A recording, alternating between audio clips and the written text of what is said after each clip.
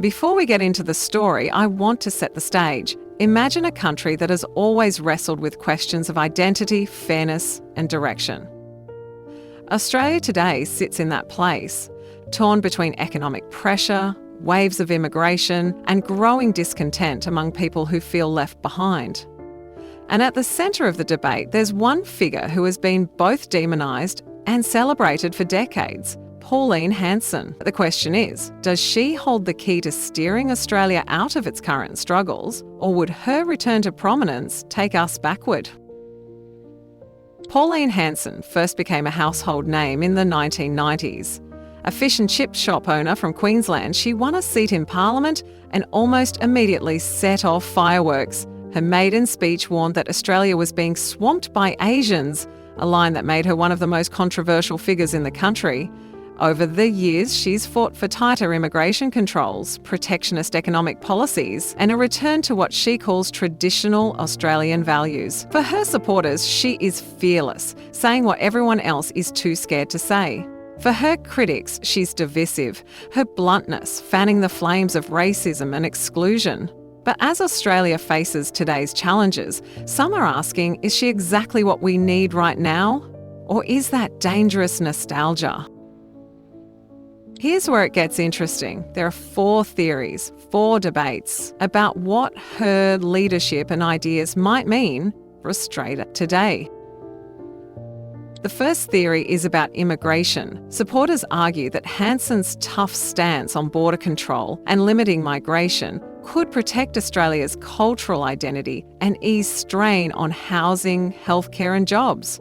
They say high migration rates have fueled housing shortages and pushed wages down, and Hanson's policies could be the reset button.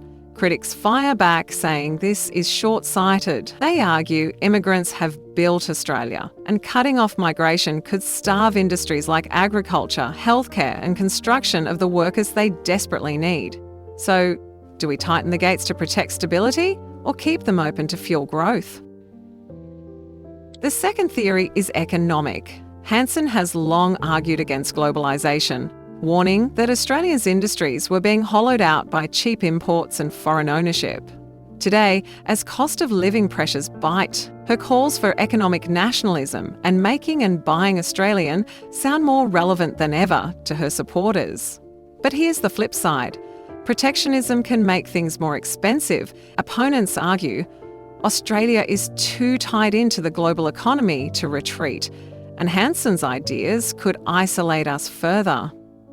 The debate boils down to this: do we double down on self-reliance or accept that globalisation, like it or not, is the lifeline of a modern economy?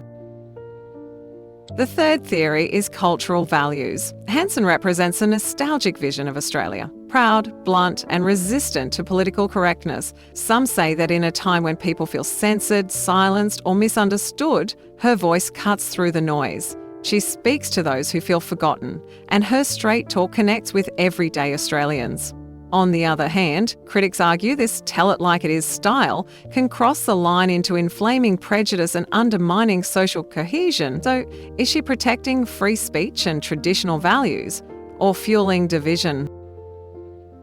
The fourth theory revolves around political trust. In an era where many Australians feel betrayed by career politicians and endless broken promises, Hanson is seen by her fans as an outsider who has stayed true to her message. They believe she isn't afraid to rattle the system, and maybe that's what Australia needs, a disruptor. But critics point out that she has been in politics 4 decades now and question whether her track record really shows solutions or just controversy. Can someone who has always thrived on being the rebel actually govern and solve problems at scale? So here's the big question. Does Australia need Pauline Hanson now more than ever? On one hand, her message about immigration, the economy and values resonates with a growing number of frustrated people. They see her as a warrior for ordinary Australians, willing to take on the elites. On the other, there's a fear that her rise would polarise the nation further, cutting us off from global partnerships and deepening social divides. That's the debate. A woman once dismissed as a fringe politician is now being reconsidered as a potential answer to Australia's most pressing problems. Maybe she's exactly the voice needed in this storm. Or maybe bringing her back into the spotlight would drag Australia backward instead of forward. The truth might be somewhere in the middle. But one thing is clear, Pauline Hanson remains one of the most powerful and polarising political figures in Australia's history. So what do you think?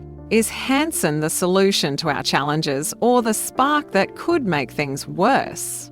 Let me know in the comments, and as always, don't forget to like and subscribe for more stories that dig into the heart of Australia's biggest debate.